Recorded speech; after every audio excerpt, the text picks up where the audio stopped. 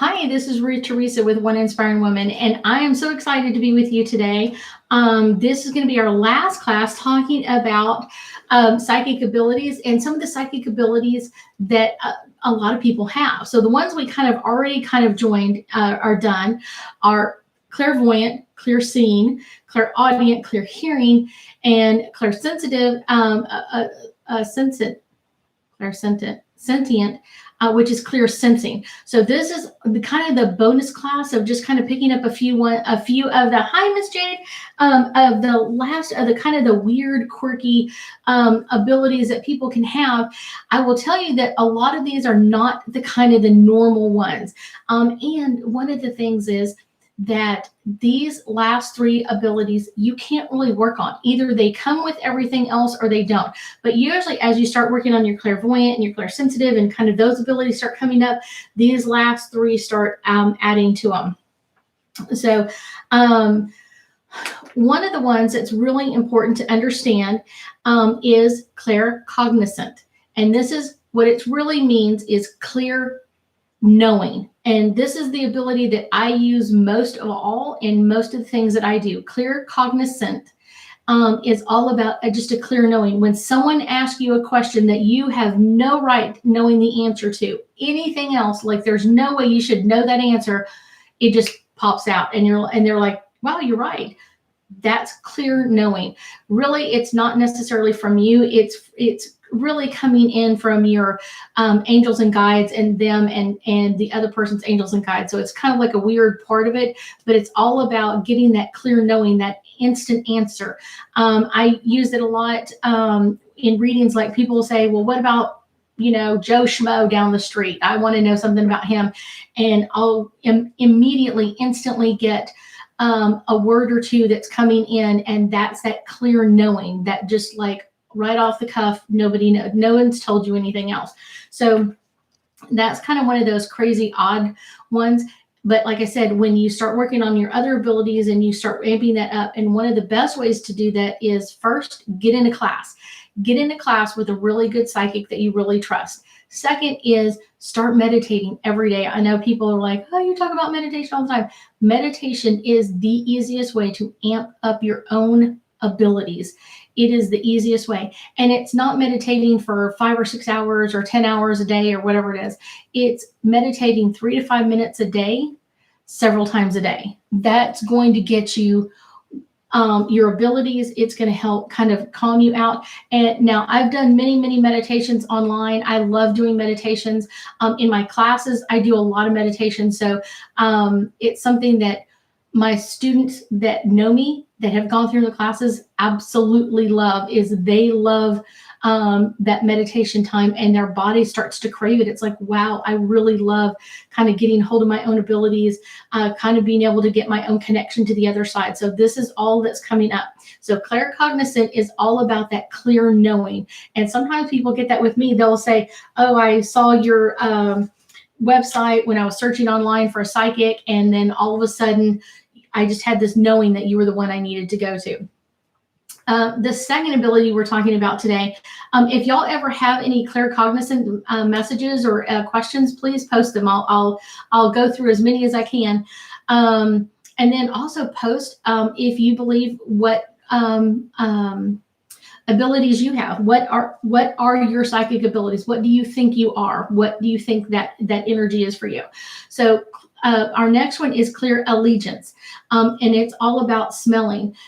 It's one of those, some people really have this ability really strong. My husband does. He can smell things that are just like literally on the TV. Someone will be baking something on the food channel or something like that, and he'll be like, ooh, I bet that smells nasty. Well, that's that Clairalience coming through of him just being able to smell, even though he's not in the room with the person baking or cooking or anything else.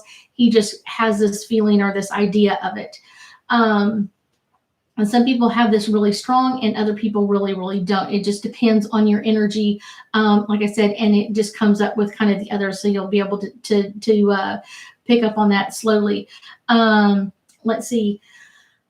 The last one that we're talking about, number 3 that we're talking about today, is Clairgustance.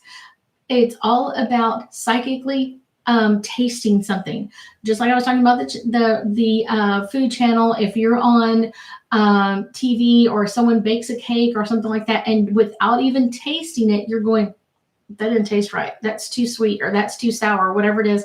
That's that Clairgustance. You can't teach this. It just comes through.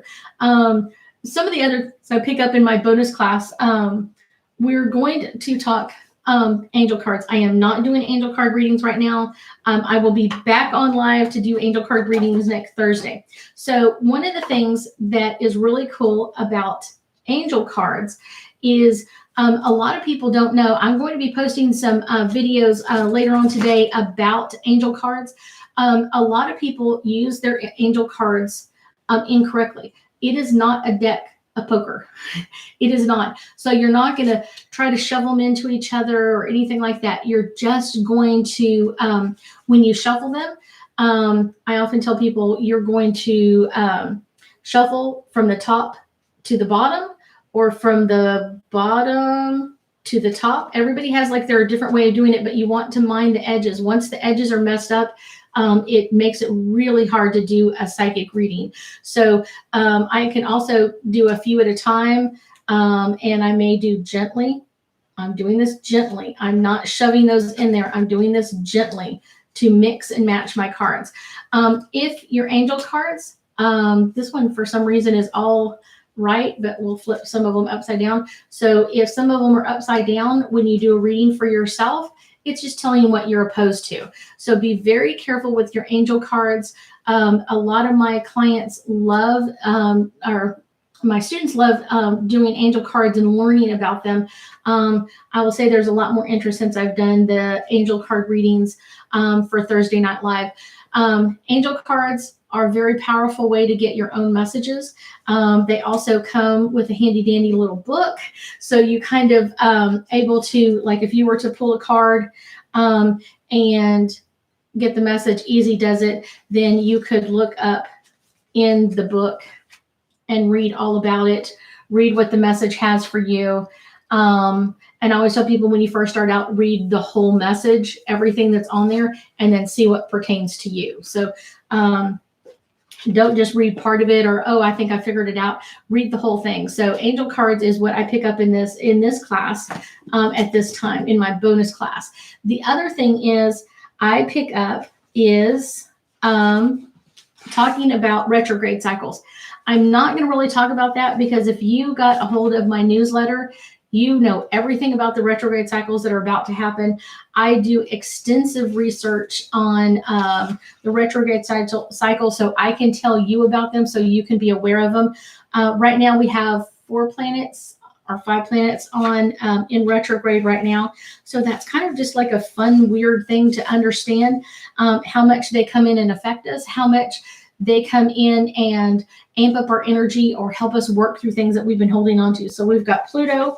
Right now we have Saturn, Jupiter, and Venus. So we have 4 right now. And then in June, Mercury goes into retrograde again. So that's kind of everything that's kind of happening psychically. And this is what we talk about in this bonus class, is just kind of what is coming up, what are the retrograde cycles, and what does it mean? Does anybody have a question? What really is a retrograde cycle on a planet? Any questions? I will answer them, post them. I love getting your response, even if you post it later on. The other one I pick up in this class is talking about how to make your own holy water or how to make your own moon water. So my students get to learn how to make all of those, how to make them, take care of them, and then what they're used for later on. A lot of times, like holy water, I use to cleanse and clean energy out of different things. Let's see. I use all kinds of different waters when I do my protection sprays, which I do. I use different holy water mixtures and different protection water that I've made myself. So that's something that I use quite a lot in my business, and then a lot of my clients use that too. Any questions you have about any of these last 3 abilities, Claircognizant, Clairalience, and Clairgustance? Angel cards, any retrograde cycles or any questions you have about retrograde. When I first learned about them, it felt very intimidated by them. I didn't understand what it meant or why it meant, but it did make sense once I learned more about it, why people's energy kind of goes a little crazy, that sort of thing. So that was just one of those strange things. The other one is, in this class, I pick up numerology. And this is kind of like just the beginning of it. So I know a lot of people have questions about numerology. I love numerology because it gives you a better reading than just doing a horoscope. Some people can find that they get really great horoscopes from certain people. If you're born in the middle of the month and you have no sign rising or leaving in that area, you're probably pretty much really good with a horoscope off the internet or whatever it is. If you have signs risings and falling on your birth, that kind of thing, you're not going to get it. Also, the other one is if you have a lot of trauma in your childhood, you're not going to be the normal person with the normal reading. So the one I pick up in this class is I pick up your attitude number. So if anybody wants to tell me what their attitude number is, I'd be lovely to look it up for you guys. It's basically your birth month and your so like mine is September, so it'd be 9, and then your birthday, and you add those together until you get to one number. So for me, you would add the 9 plus the 1, and that would give you 10 plus 9 would be 19. And then you add the 1 and the 9 together, and you get 11. So my attitude is 11. And then you could add those two together and break those down into a 2. So you would add those together. That's really fun. So if anybody tells me what their attitude number is, so basically you take your month and day that you were born and add them together until you get one number. And then that becomes your attitude, and it kind of tells you. It's really cool. When I do it in class, people are like, wow, this is really cool. I am not a professional numerologist. I like it. I think it's interesting, but it's just not my thing. So if y'all have any attitude numbers that you figured out, birth, let's see, month plus day equals attitude number. So if you have any questions or you figured it out, let me know. I'll be more than happy to read about your attitude number. It's one of those, let's see, month plus day equals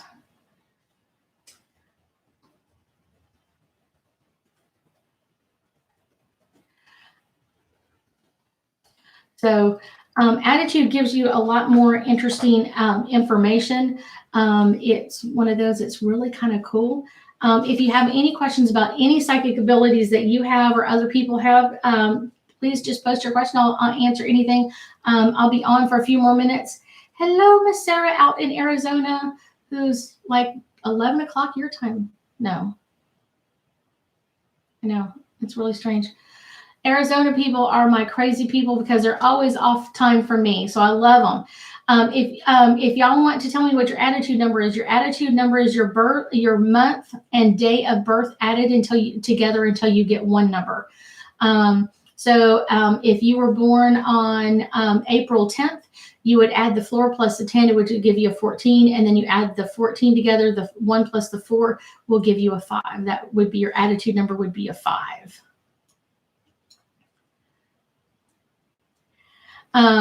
Any attitude numbers, any questions about Claircognizance, Clairalience, Clairgustance, any questions about numerology itself? It's not my total forte, but I have an interest in there. And then we talked about angel cards. Like, I always tell people, pick your deck, one that you really resonate with, and then make sure that you take care of the cards really, really well. Angel cards are something that are really fun, can get you your own messages. give you a lot of detail. So Sarah says she's a 4. So Miss Sarah is an attitude 4. Let's see. Attitude 4 are often list keepers. They are very quiet, and you don't know what they're thinking. They keep track of all that is happening. They like to be surrounded by nature, and you may find them doing some form of repair or construction. An attitude 4 teaches all of us to become an expert at the skills, expert at their skills, and show us how to do it. They definitely will play the devil's advocate if you make them take sides. They will not. They do not like to be caught off guard, and when they do, they will speak their truth. They usually have proof for everything that they require supporting and saying. So they are truth seekers. They're going to come at you with the truth. If you have any questions about your attitude number, I posted it up earlier. So your your month of birth and your day of birth, adding those together until you get one number. If you post it, I will read it. Hopefully, Sarah, this was truthful for you. I think it usually is. That's why I said I love this better than doing the horoscopes. Horoscopes sometimes don't always give people accurate information. Many years ago, I did a full numerology reading for everybody in my family, me, my husband, my 2 kids, my parents, my brothers and sisters, and I was floored. It was kind of like really fun and scary all at the same time. It was interesting to kind of see what their history was, how they deal with life. Even though I've known them for a long period of time, it was one of those, it was just interesting to kind of get that insight into what they think or feel or how they do things. So, okay, got a couple of people popping up. Okay, it was awesome. That's what Sarah says. Okay, so Mindy, for October 4th, that would be a 10 plus the 4 would be a 14. Add those together, you would be an attitude 5. An attitude 5 can be playful and fun. Here are some, let's see, playful and fun.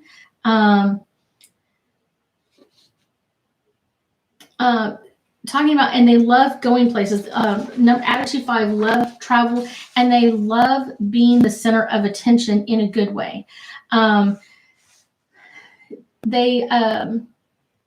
If they don't feel like they're being taken care of, they can actually bring in a lot of drama into themselves and also even start playing the martyr.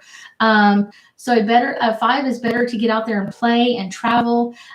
They devour stimulating books. They love to be loaded down with adventure, and their imagination can take them anywhere. They can be flirtatious, and they are often the life of the party. So Mindy, you'll have to let me know if that's you. Attitude 5s are my little party animals. They love, in a good way, love to be the center of attention. They love when people listen to their heart, listen to their stories, and validate what they're going through. So number 5s. Anybody else about your attitude number? Any questions you might have about angel cards? Let's see, anything about Claircognizance, Clairalience, Clairgustance, angel cards, anything else? Any other questions? I will be back on live next week. I'm not sure what I'm going to be teaching next week. I'm not really sure. I might. Mindy says, thank you so much. But she's not a party animal. I understand. I can be either I'm a party animal or I'm the one that's sitting on the wall. I'm not always the life of the party, but I can be if necessary. I think everybody has that ability at times to turn it on or turn it off.